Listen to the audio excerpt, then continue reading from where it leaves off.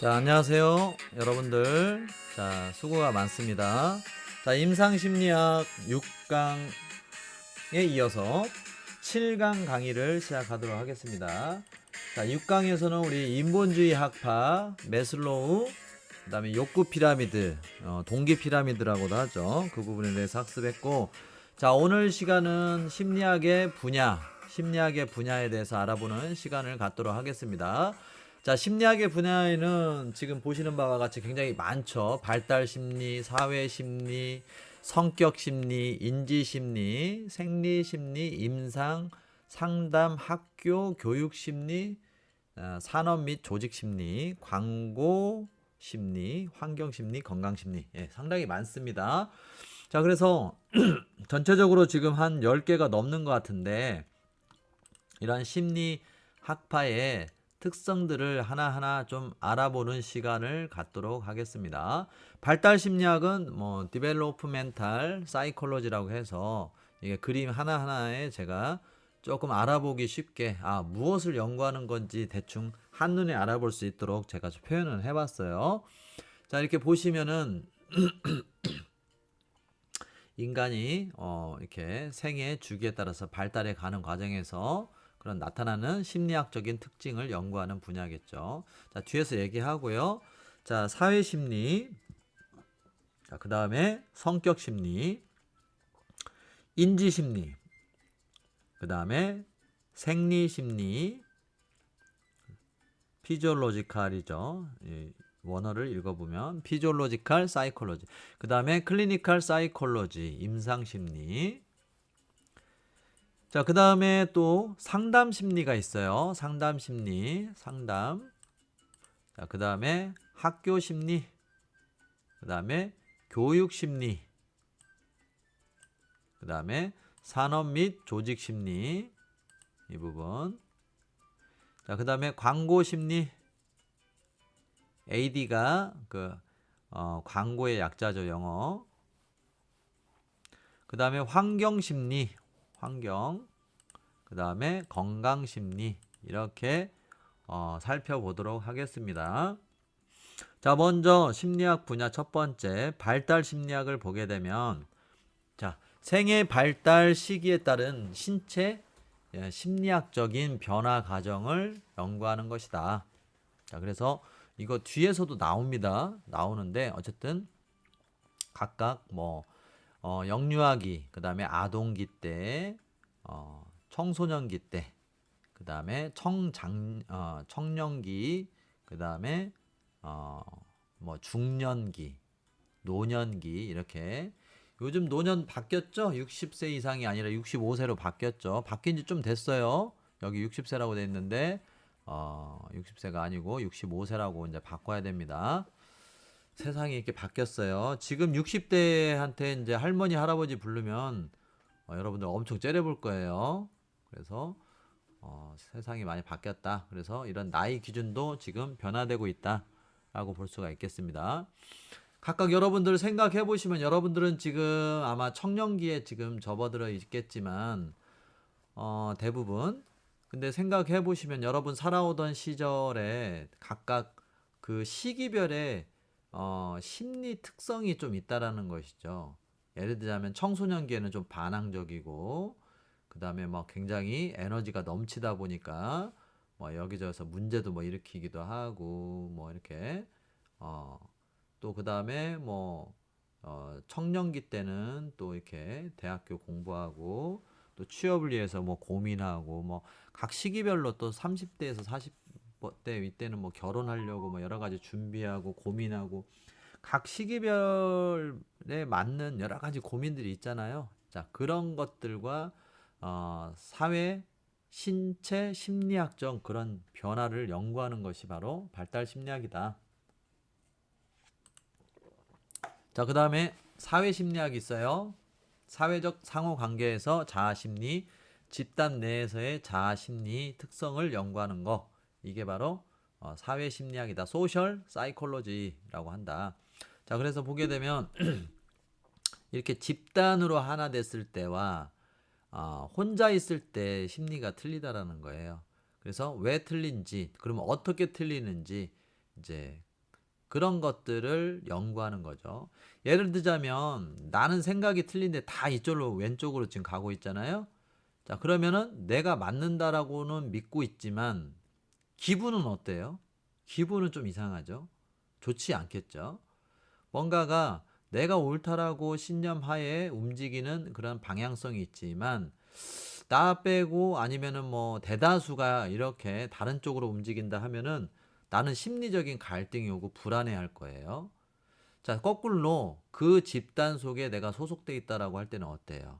일체감도 느끼고 소속감도 느끼지만 뭐 여러 가지 또 나 혼자 있을 때의 감정과는 다른 어떤 집단으로서의 어떤 정체성이 생기는 것을 느낄 거예요, 아마. 자, 이런 것들을 연구하는 게 사회 심리학이다. 자, 그다음에 이제 성격 심리에 또 분야가 있죠. 그래서 성격의 형성, 발달, 뭐 영향, 요인, 개인차, 성격의 특성 이런 것들을 연구하는 성격 심리학. 뭐 스머프로 좀 제가 표현을 해보긴 했는데 뭐 스머프에도 보면은 투덜이 스머프 있고 뭐 이렇게 굉장히 성격이 밝고 활달한 스머페트도 있었죠. 그래서 남자 스머프들 사이에서 굉장히 인기가 많았던 스머페트. 그 다음에 굉장히 잘난 채, 뭐만 있으면 계속 잘난 채 해가지고 스머프들이 왕따 시켰던 똘똘이 스머프도 있죠. 여기 스머프인데 이게 오타네요. 스머크로 돼 있네요. 자, 그래서 이런 것들이 이제 성격의 형성과 발달과 요인과 개인차, 성격 특성에는 어떤 차이가 있는지 이런 것들을 연구하는 게 성격 심리학이다. 자, 그 다음에 인지 심리학, 환경으로부터 수용된 정보의 처리 과정. 처리 과정에서 지각, 저장, 인출에 따른 인지적 또 심리적 형성 특성을 연구하는 그런 거, 그런 분야가 인지 심리학이다. 이거 땡겨도 땡겨지지가 않네요. 이렇게 하면 되겠네요. 자, 그래서 여기 보게 되면 이게 꽃병인가요? 아니면은 사람 두 사람이 서로 마주보고 있는 건가요? 자, 그 다음에 이거는 토끼인가요? 아니면은 오리인가요? 자, 어떤 사람은 토끼로 보기도 하고 자기 내면의 심리 상태에 따라서 어떤 사람은 이걸 오리로 보기도 하겠죠. 자, 이렇게 환경으로부터 지각 처리, 지각 처리가 어떻게 되고 그 다음에 인출이 어떻게 되느냐에 따라서 전혀 다른 결과들이 사람들에 따라서 다르게 나타나는데 그게 왜 그러느냐, 그게 왜 그렇게 다르게 나타나느냐, 뭐 이런 것들 연구하는 인지심리학.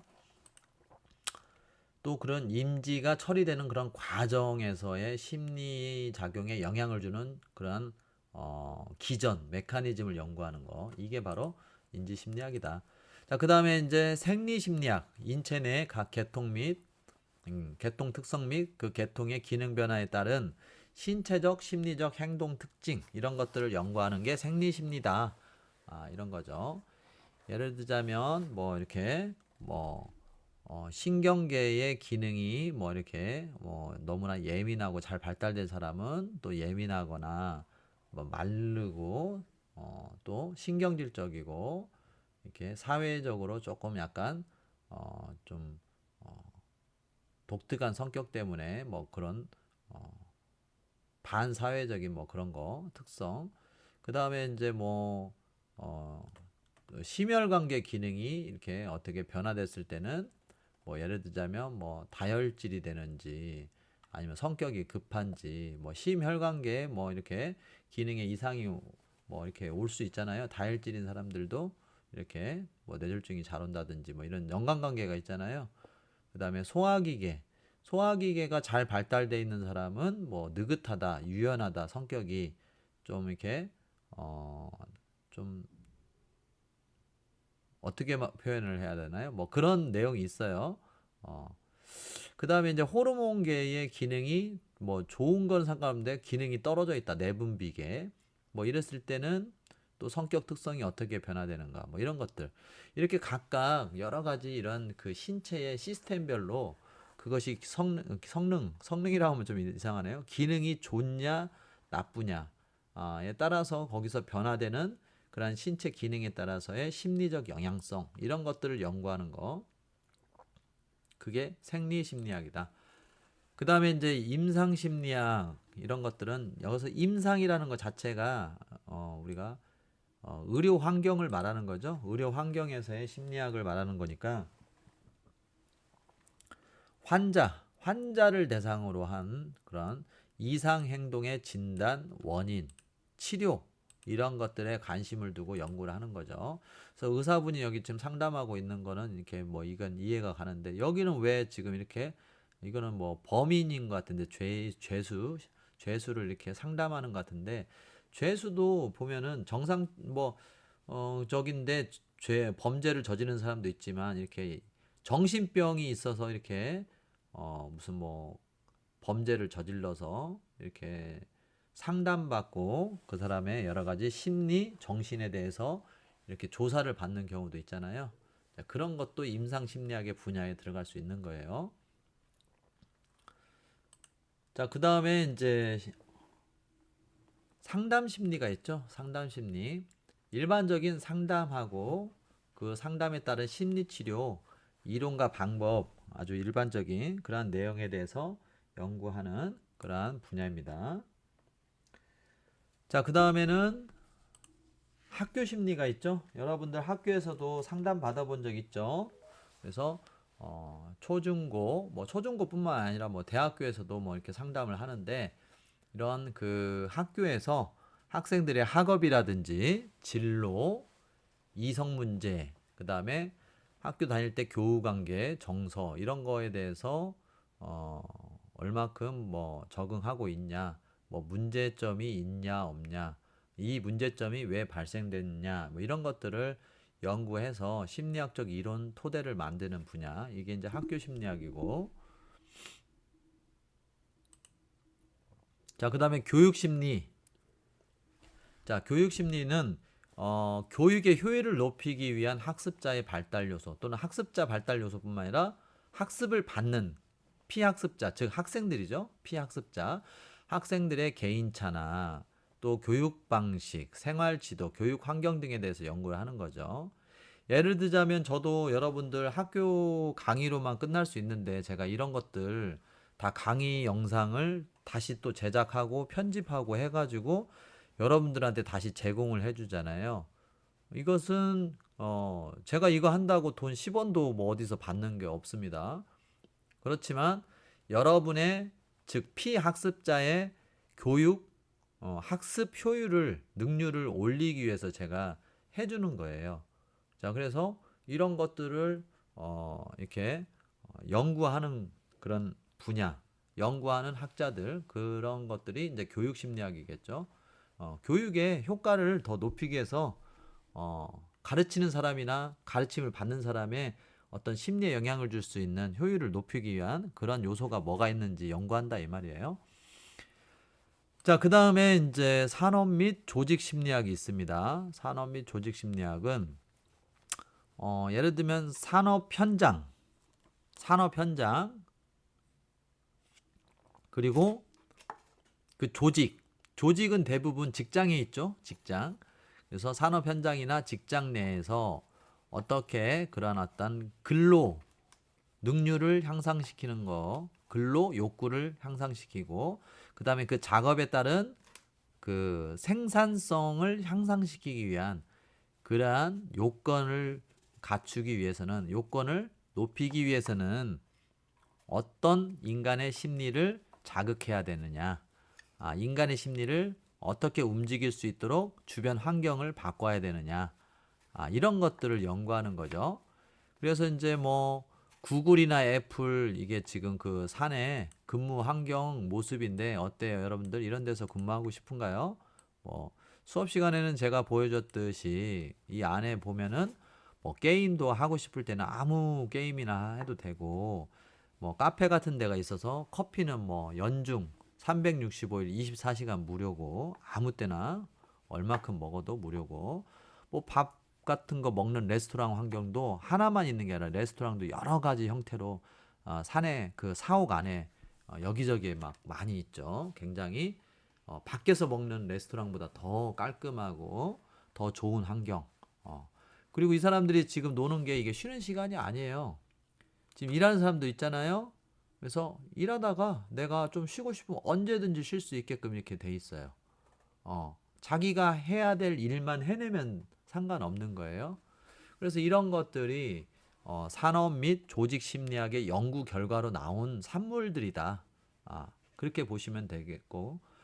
자, 그 다음에는 많죠. 아직도 몇 개나 더 남았어요. 자, 그 다음에는 이제 광고 심리학이 있어요. 광고 심리. 자, 여기 보시면 여러분들도 많이 먹고 있는 그런 뭐 커피죠. 세상에서 가장 작은 커피, 땡땡 커피 이렇게 있죠. 저도 사실은 지금 이 강의를 하면서 지금 이 커피를 먹고 있는데 보면은 여기에서 왜 공유가 나왔을까요? 공유가 나온 이유가 뭐예요? 여러분들이 나오면 안 팔리기 때문에 그렇죠. 공유가 나와야 팔리는 거예요. 자, 그 다음에 자, 참이슬, 소주 이렇게 할 때 보면은 아이유가 나왔죠? 이것도 우연의 일치가 아니고요. 저도 이제 이거 우연히 그 뉴스를 본 것 같은데 아이유가 아저씨 팬층이 제일 두꺼운 탑 연예인이 누구냐, 여자 연예인이 누구냐를 조사를 했다라고 합니다. 그랬더니 아저씨 그 팬층이 제일 두꺼운 연예인이 아이유라고 나왔대요. 아이유가 뭐 국민 뭐 여동생이라고 뭐 그런 별칭이 있었잖아요. 그래서 이제 저는 개인적으로 아이유 그렇게 뭐 썩 그렇게 호감을 갖거나 좋아하고 막 그러지는 않았었어요. 자, 그런데 아이유를 이제 광고 모델로 해서 참이슬에서 상당히 효과를 봤다라고 이렇게 나왔어요. 자, 그거는 정확하게 인간의 심리를 잘 분석해서 반영했다라는 그러한 내용인 거죠. 자, 그러니까 아무나 쓰는 게 아니라 예쁘다고 아무나 데려다가 솔직히 아이유가 뭐 그렇게 예쁘진 않잖아요. 와, 교수님 지금 위험한 발언하고 있습니다. 뭐 그런 그런 목소리가 들리는 것 같아요. 죄송합니다. 혹시라도 아이유 팬이 듣고 있다면 용서해 주세요. 자, 아니 근데 어쨌든 뭐 아이유보다 더 예쁜 연예인들도 많잖아요. 안 그렇습니까? 솔직히. 자, 그러면 아이유보다 더 예쁜 여자 연예인 데려다가 아무나 참이슬 뭐 광고 찍으면 술이 더 많이 팔릴까요? 절대 그렇지 않다고 저는 생각해요. 자, 그래서 그 물건을 그 제품을 소비하는 소비층을 정확하게 타겟팅해서 매출을 올리려면 정확하게 그거를 이렇게 모델이 그 모델을 A라는 모델을 썼을 때 어떤 결과가 나오는가 이런 것들을 잘 사전에 연구를 해서 적용을 하는 거 이런 것들이 광고 심리학이라는 거예요. 이런 거. 자, 그 다음에 이제 다음 분야로서는 환경 심리가 있습니다. 환경 심리. 자, 환경 심리는 뭐냐? 우리가 이제 자연 환경이 이렇게 변화되면서 또 이렇게 우리가 여러 가지 심리적으로 위축되잖아요. 그렇죠? 옛날에는 마스크 쓰고 다니면 사람들이 별로 좋게 안 봤죠. 그렇죠? 그래서 무슨 마스크냐, 뭐 그리고 범죄인 취급하기도 하고 그랬었어요, 옛날에는. 근데 요즘에는 코로나 이후로는 뭐 코로나하고 좀 최근 한 10년 사이에 미세먼지에 대한 관심이 많아졌죠, 우리나라가. 실제로 심해지기도 했고 또 이제 국민의 의식이 GDP 향상과 함께 올라가서 그런 부분도 있고 그러다 보니까 지금은 이렇게 마스크 뭐 거의 다 많이 쓰고 다니죠. 그래서 이렇게 뭐 미세먼지가 됐든 아니면 뭐 코로나로 인한 그런 어떤 바이러스 감염의 환경 뭐 이런 거가 됐든 지구 온난화가 됐든 여러 가지 자연 환경이 주변 환경이 변화되고 있잖아요. 그 변화됨에 따라서 인간의 내면의 심리나 그 심리에 따른 행동도 달라진다라는 거예요. 그쵸? 예를 들자면 조금 미세먼지가 심한 날은 다 안 나가려고 하는 거죠. 뭐 친구가 만나자고 해도 야, 오늘 일기예보에서 뭐 미세먼지랑 초미세먼지에 매우 심함 이렇게 나왔는데 오늘 꼭 필요한 거 아니면 다음에 보자. 뭐 이렇게 우리가 이렇게 심리가 바뀌잖아요. 그렇잖아요. 옛날에는 뭐 그런 개념이 없었는데 요즘에는 그런 게 생기잖아요. 자, 이런 것들이 이제 환경 변화가 인간 심리나 행동 변화에 어떤 영향을 주는지 이런 것들 연구하는 것이 환경 심리다.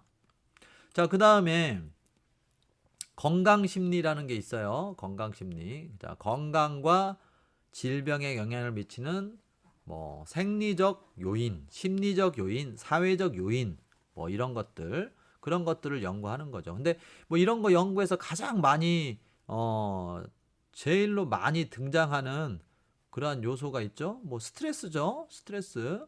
우리 얼마 전에도 이제 송대관 가수 돌아가셨는데 왜 돌아가셨어요? 왜 돌아가셨어?